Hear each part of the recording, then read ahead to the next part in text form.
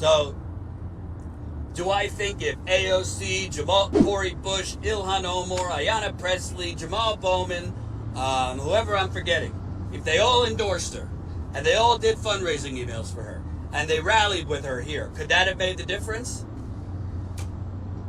Well, she lost by 33 points. Possibly not. Would it have been a lot closer? Yeah, it would have been. Would it have excited people to donate? Would it have gotten more progressives around the country to pick up the phone if they couldn't come and phone bank for Nina Turner? Probably. Would it have maybe inspired more college students here? Because in August, during the first election, college was out. This time, there's several colleges in Cleveland. Students could vote. Would AOC being here make a difference? I don't know. Nina Turner lost by a lot, so she possibly would have lost still. But when you look at when Justice Democrats and all these groups and the squad look at it, she didn't lose by that much in August. And your strategy or your conclusion is, we're going to sit this one out. It's honestly, I'm a journalist, so I've never latched on to Fraud Squad and all this. I know people want me to, but I'm a journalist. I'm not an activist. Sure, I give my opinion, but it has nothing to do with access. It's not my role to tell you to dem enter or dem exit or to cancel the squad or whatever like that. But I will just factually tell you, this is not what people elected the squad to do. This is not what people who can't afford to donate donated to or volunteered for. And as Nina Turner said last night, they were threatened. The squad was threatened not to support her. Well, I can tell you, based on a few conversations I've had, and not directly with Nina, Cori Bush and some others were threatened. Not physically, but threats. If you support Nina Turner, the Democratic establishment, we're going to be sending out the bat signals to super PACs to go against you in your re-elections. Cori Bush is up for re-election in a tough primary in St. Louis. That if you support Nina Turner, we are going to make sure that big money is against you. You will not have the Congressional Black Caucus endorsement, and we will be coming hard for you. That I know for sure happened. And you want to know something? It's still no excuse not to support Nina Turner. What you do when you're being threatened by corporate villain bullies is you punch back. What any of these squad members should be doing if they're being threatened, that we're going to come after you in this election if you support Nina Turner, blah, blah, blah, is you have your press people contact CNN, MSNBC, hell, Fox News, whatever it is, because they cannot resist. They cannot resist Dem Party fighting. They love that story. Democrat Party disarray. And you say Congresswoman Bush would like to come on to reveal threats she's getting for the Democratic Party, not to support Nina Turner. You would be called back in 5 minutes. You want to know how I know? Because I worked for these corporate outlets. They favor conflict and fighting way more than anything else because it's good for ratings. You put them on blast publicly. You put them on blast publicly that whomever is threatening you. They're threatening to come after you if you support Nina Turner. And you know what that does? Number one, it actually helps you in your election if you're truly worried about your election, because it rallies your base of supporters and activists to stick with you because you stuck with Nina. It gets media attention. It puts whomever, whether it's the Congressional Black Caucus, Nancy Pelosi, whatever, It puts pressure on them. It puts them on blast. It rallies your troops in St. Louis, or if you're Rashida Tlaib in Detroit, or if you're Ilhan Omar in Minnesota.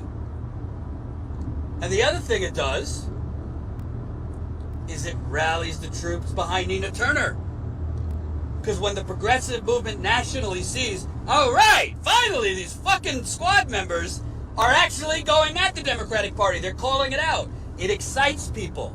It makes people want to get involved, not only with the squad's campaigns, but Nina's campaign.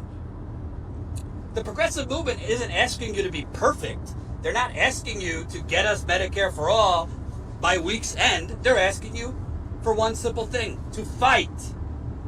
Not to roll up into a ball because the Democratic Party establishment or the Congressional Black Caucus or whomever the fuck it is threatening you. AOC, I'm just using her words. Sorry, I'm ranting. My throat's getting sore. AOC was the one who said, I'd rather be here for one term and actually do this the right way. I'm paraphrasing. She basically said, I'd rather be here for one term and fight. Well, and by the way, I'm sorry. I don't want to hear a goddamn thing about AOC endorsed Nina Turner. That was not an endorsement. That was an opportunistic bullshit move. I would have rather her not endorse. Endorse her 12 hours before the polls open? That's absurd. Absurd! And don't give me better late than never. It has zero effect. Even if Nina Turner's campaign raised $1 million overnight because AOC endorsed her, which they did not, you can't even get on TV that quick with ads. And the polls were opening. She should have done it weeks ago. And all of this, by the way, what I'm talking to you about, all of this is not to say that if every squad member was on the ground, if all of them together were in unison for Nina Turner, that she definitely would have won. But that's the only way we can compete. The only way you can compete is if we have a unified progressive movement that is in lockstep fighting. Not just electorally, even outside of electoral politics. There's so much fighting on the left, it's exhausting. And people will say, well, Jordan, why can't we do this outside the Democratic Party?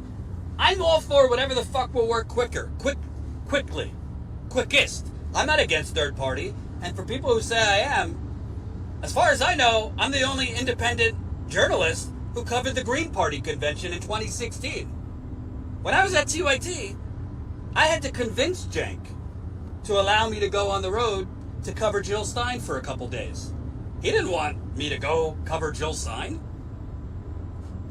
I covered Jill Stein for several days during 2016. I covered the Green Party convention. I covered MPP's convention. I covered the Draft Bernie thing.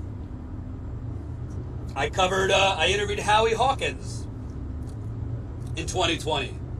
I covered a protest MPP did outside AOC's office. I have no problem covering third parties, outside the Democratic Party movements. But at the end of the day, you have to also live in reality. If there was movement on a third party, I'd cover it. There isn't. I mean, I'm sorry, MPP is a joke. It is. I'm not saying that because I don't like Nick Brana, that has been taking money from people for 5 years and God knows what they've been using it for. That has no candidates, has no ballot access. From many sources I spoke with at MPP, it is a dysfunctional mess to the point where the state parties have left the national party. So, okay, on one hand, fuck the Democratic Party, we're going to do third party, follow us to this empty cave that is MPP. I mean, it makes no sense.